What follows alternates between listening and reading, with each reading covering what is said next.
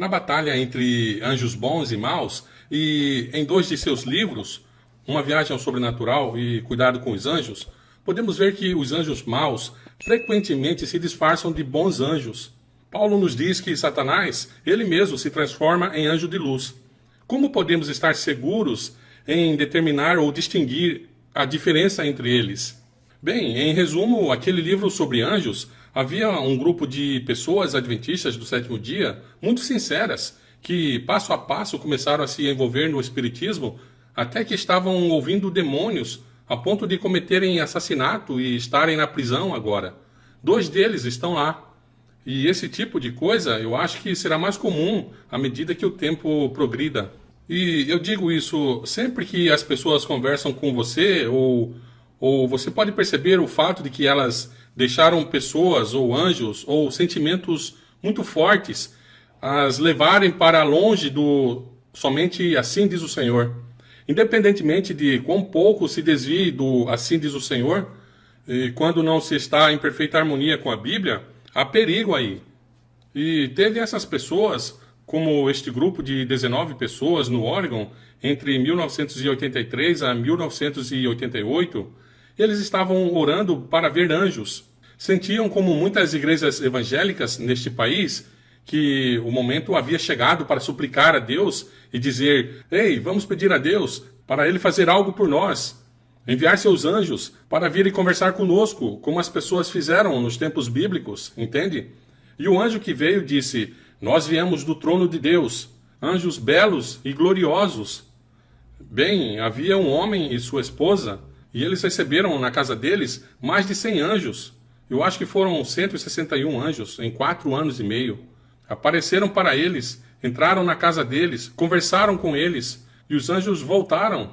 Mas os anjos deram-lhe sinais de que não eram os anjos de Deus, sem querer. Mas aqui está algo. Uma senhora, havia um grupo de cerca de 15 pessoas, e essa pessoa, chamada Lynn, estava falando sobre um anjo que havia aparecido para ela. E ela fez diferentes perguntas ao anjo que as pessoas queriam ter respostas.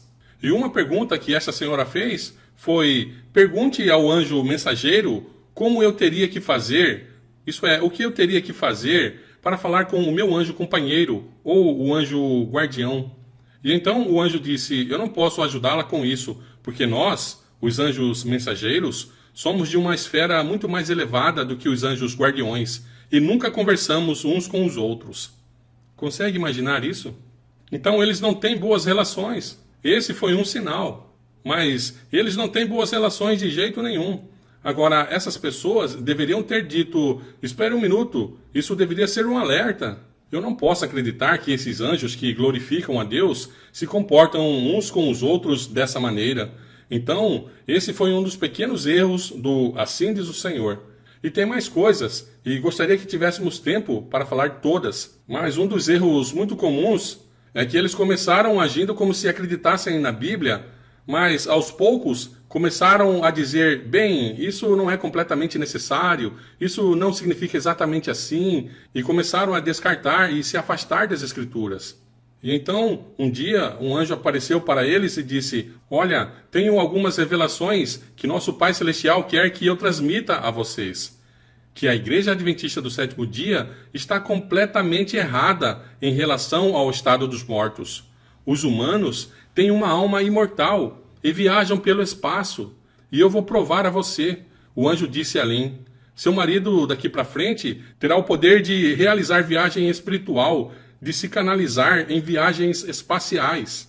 E certamente diz que ele começou antes de ser levado a uma viagem espiritual, por assim dizer, ele começava a falar em línguas. Ele se sentava no chão da sala de estar, começava a falar em línguas e de repente caía no sono. E então ele voltava e acordava. E sua esposa dizia: onde você esteve? O que você viu? E as coisas que ele contou, você sabe, a cidade santa, ele foi a esse planeta que lhe foi dado, que era seu planeta para governar. E os habitantes lá eram muito pequenos, eram mais baixos do que... bem pequenos, como se fosse uma árvore bonsai. E então, resumindo, você sabe, ele estava todo empolgado que ele ia ser esse grande governante desse planeta, você entende? Então, o diabo pode dar sonhos e visões. E uma coisa que eu não quero passar rapidamente, antes de deixarmos este assunto, talvez não seja muito seguro para os cristãos constantemente procurarem por sinais, maravilhas e anjos. Não é uma boa coisa. Isso é o que Jesus estava falando na parábola do rico e Lázaro, onde ele disse: se não credes em Moisés e nos profetas, significando a lei e os profetas, a palavra de Deus, então não sereis persuadidos, ainda que alguém ressuscite dentre os mortos. Então Cristo está nos dizendo: não ponhamos nossa confiança em sinais e maravilhas, não é seguro. Eu tive que usar os nomes reais, porque ninguém acreditaria em mim, e eu sabia que isso iria magoar algumas das pessoas envolvidas, mas acredito que eram umas 29 pessoas lá no começo, mas depois o grupo foi diminuindo para 20, 15, ao longo de 5 anos. Porque assim que os anjos começaram a fazê-los ir a lojas e roubar, sabe? Objetos como aparelhos de televisão e tudo mais, e fizeram os objetos ficarem invisíveis, foi quando muitos deles ficaram abalados. Alguns deles ficaram abalados e deixaram o grupo, porque um demônio, fingindo ser um anjo de luz, é claro, apareceu e disse: vocês têm que se preparar para o tempo de angústia.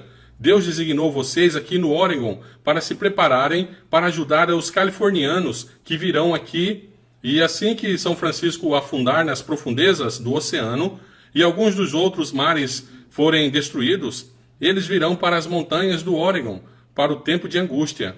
E vocês têm que estar preparados para eles. Então os anjos malignos disseram: Deus quer que vocês saibam disso. Ele possui a terra e tudo que nela há. E ele usou isso para fazê-los roubar. E disse: agora vamos te dizer, Deus quer que você vá a certas lojas e pegue objetos que pertencem a ele, porque essas pessoas que possuem essas lojas estão tomadas, em outras palavras, estão totalmente controladas por demônios, entende? Então, essas pessoas estão perdidas. Então Deus quer que as mercadorias que eles têm, que vocês vão lá para pegar e vender, guardar o dinheiro para o tempo de angústia, e então armazenar algumas coisas em um celeiro. Um grande celeiro que um velho homem adventista possuía, e eles começaram a armazenar coisas lá. Em 6 meses, roubaram mais de 56 mil mercadorias. E sabe, uma coisa que chamou minha atenção, de uma maneira especial, foi que um dia o anjo disse: agora que você sabe como fazer esse trabalho para o Senhor, vamos ajudá-lo a ganhar dinheiro. Então ele disse: você vai descer até essa grande loja e vai sair com uma televisão de 27 polegadas. Havia 4 delas. As pessoas não vão ver a televisão. Elas apenas vão ver você saindo de lá. Então você vai voltar mais 5 vezes, 4 vezes a mais. Mas toda vez que você entrar lá, vamos fazer não apenas suas roupas mudarem de cor e estilo, mas também suas expressões faciais. Você não será a mesma pessoa que eles viram 1 hora atrás.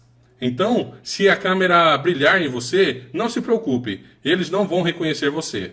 E eles fizeram isso, e depois disso, eles ficaram viciados de vez. E eu fui ao Oregon para entrevistar essas pessoas pessoalmente. E eu disse ao Senhor: não posso escrever um livro a menos que você torne possível eu ir ao Oregon com o meu coração ruim e tudo mais. Você vai ter que me dar alguma ajuda, Senhor. E então, também, quero poder fazer perguntas difíceis a eles e olhar diretamente nos olhos deles. E quero que seu Espírito esteja comigo para que eles me deem respostas exatas, que contêm a verdade e exatamente o que eu estou procurando. E eu consegui tudo o que eu queria, mesmo que as pessoas da prisão mudassem de ideia. Eu ia entrar lá com um caderno, se quisesse, um lápis, e depois, sabe, um desses pequenos gravadores. 3 ou 4 dias antes do evento, escrevi para eles, mas alguém cancelou tudo. Você não pode estar aqui, me disseram. Então, tive todos os meus direitos cancelados. Tive que entrar lá sem mesmo uma folha de papel. Não pude trazer nada, mas o Senhor nos ajudou. Assim que entramos no carro, começamos a escrever tudo, sabe, tomando notas, e foi uma experiência e tanto.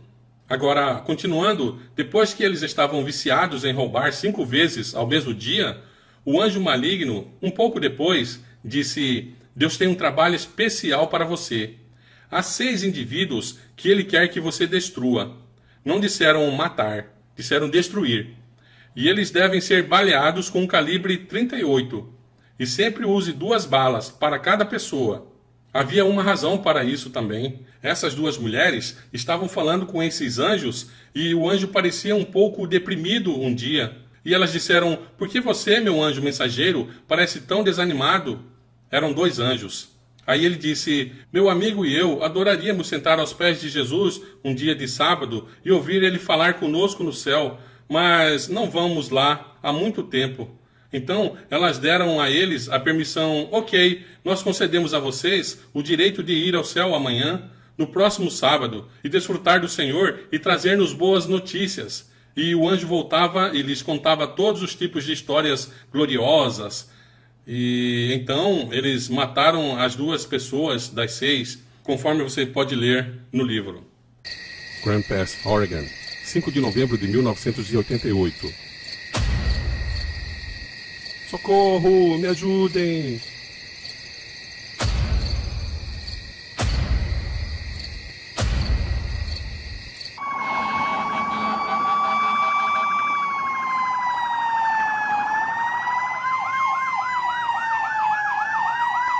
Sharon Husted matou uma amiga de longa data, Lynn Green, e também atirou no marido de Lynn, David, e seu menino de 3 anos, Nathaniel. Mas por quê? Resumindo, um anjo me mandou fazer isso. Sharon Husted não mostrou nenhuma emoção como a mãe da vítima e o marido que testemunhou contra ela hoje no tribunal. E ela se recusou a olhar quando a acusação colocou 10 minutos do vídeo da cena que incluía imagens do corpo de sua amiga Lynn. Sharon e Deborah Husted apareceram na casa dos Green com seus 2 filhos. David e Lynn estavam pagando contas na mesa da sala de jantar, enquanto o pequeno Nathaniel estava em seu andador brincando. Mais tarde, Lynn notou que alguém tinha rabiscado as paredes do banheiro e ela disse aos Husted para sair quando Sharon tirou uma arma para fora de sua bolsa.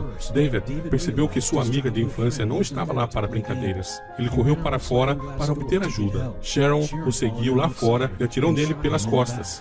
Sharon então voltou para casa e atirou e matou Lynn Green. Então, ela caminhou até a mesa da sala de jantar e atirou em Nathaniel, no rosto.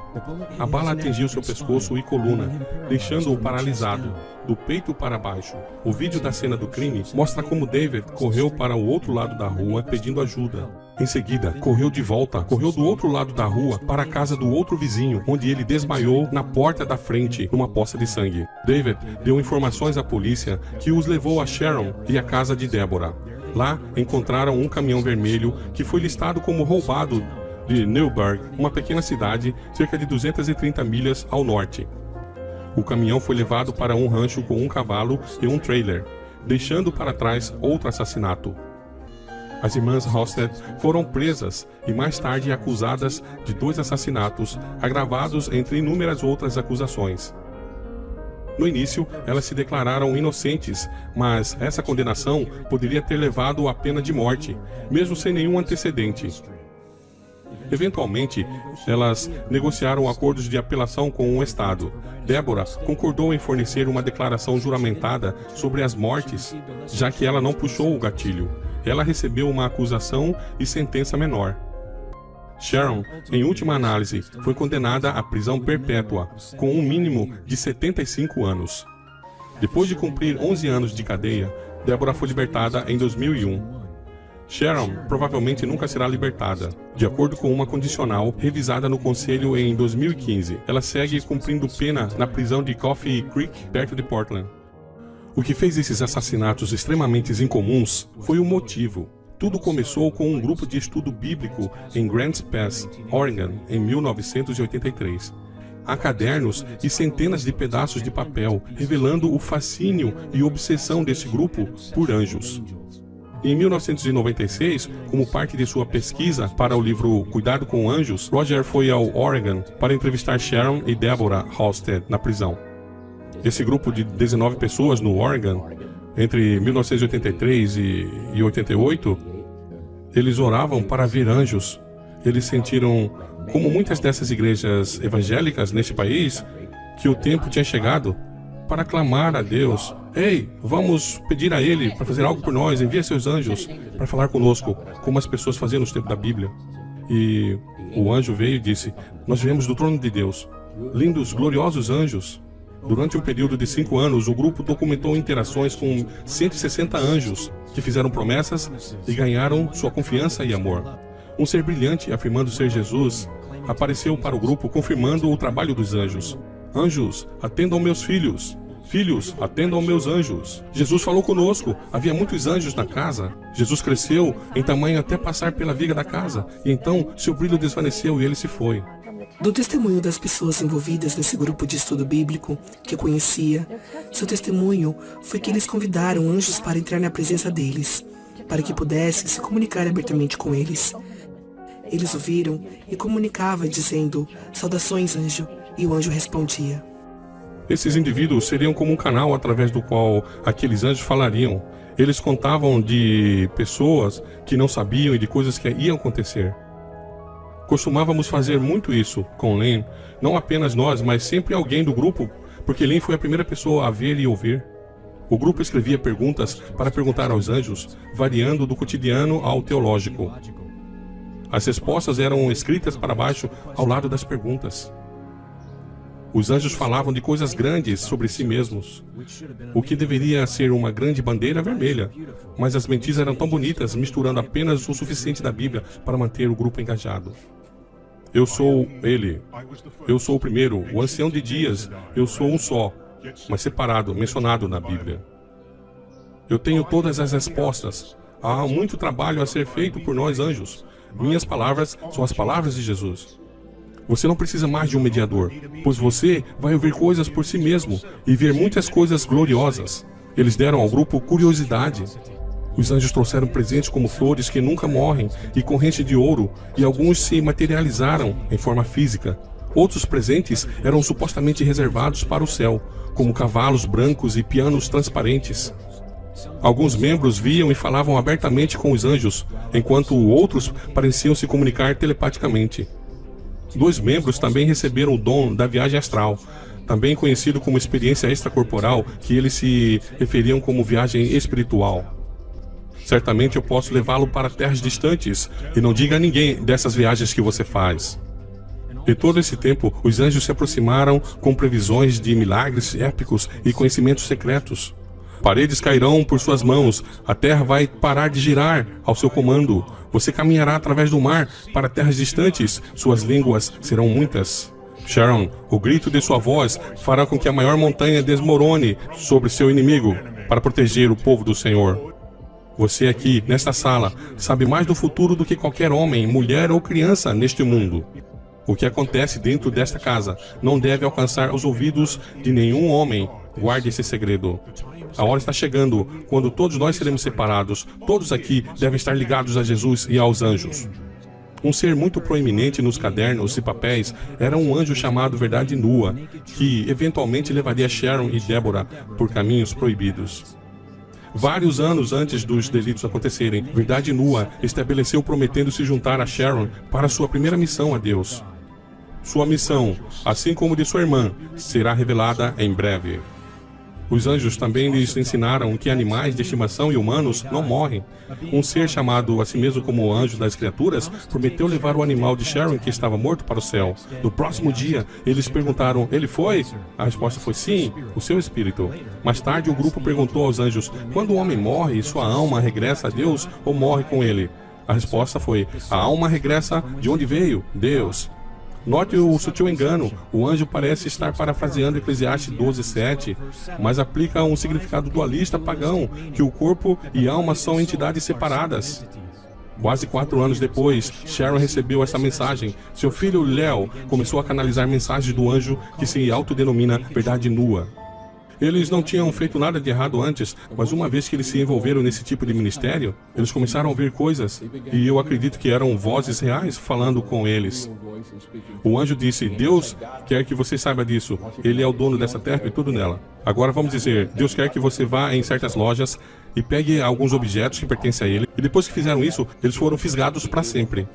Eles estavam roubando lojas, estavam furtando pneus. Então o anjo, um pouco tempo depois, disse, Deus tem um trabalho especial para você. Há 6 indivíduos que ele quer que você os destrua. Quando Sharon e Deborah hesitaram, o anjo verdade nua disse-lhes que se elas não fizessem, elas também seriam totalizadas por não obedecerem. O engano e o medo as levaram para uma escolha impensável. Larry Evans foi intimado para testemunhar na audiência de sentença de Sharon Halstead. Na época, ele era pastor da igreja, na Associação da Igreja Adventista do Sétimo Dia, em Oregon. Ele lidava com grupos dissidentes. O tipo de coisas que eles estavam dizendo em nome do cristianismo foi horrível. A teologia e a imoralidade que eles estavam falando não eram nada que minha igreja sempre representou. Mateus 10 fala sobre não se preocupar com o que você vai dizer quando você for trazido a julgamento nessas circunstâncias. Foi uma experiência estranha, porque as palavras fluíram muito facilmente. E para mim, quando olho para trás, foi uma indicação de que eu tive a ajuda de Deus.